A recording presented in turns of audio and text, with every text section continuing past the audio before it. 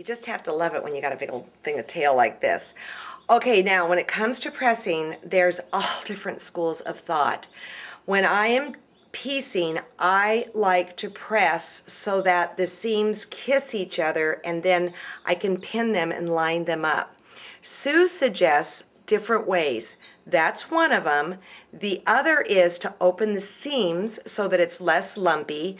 Again, I only open seams when it's 6 or more seams coming together, and at that point you really do care what the thread looks like.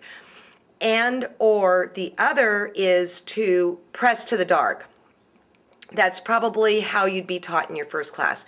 For me, I like it so that there's the path of least resistance.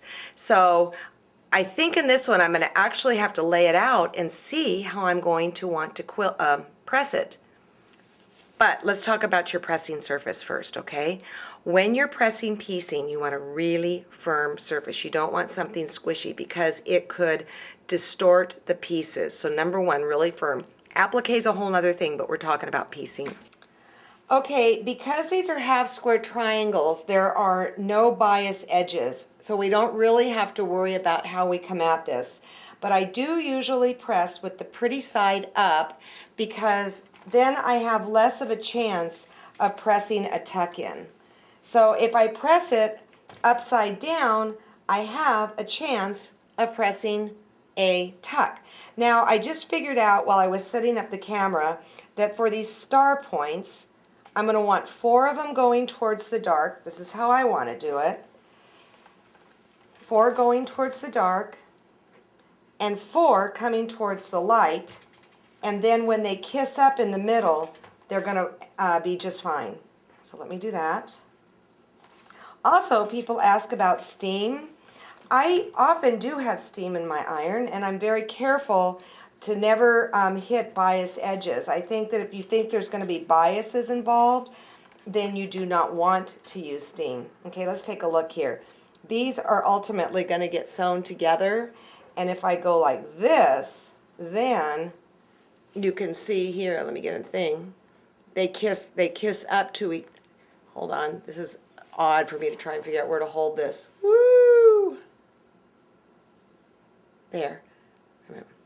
There we go. You can see here that they are in opposite directions. Now some people go, well, you can't press to the white because the blue will show through. Well, let me put this over here. The fact of the matter, let me get this. The fact of the matter is, no, if I press to the light, the blue is not going to show through because I'm going white against white. So that's how you can get away with that. I want to talk about irons. If you can afford a good one, that's great because they do make a difference whether it's a super hot one or not. Okay, now I think in the same case here, I'm going to go 2 to the dark and 2 to the light.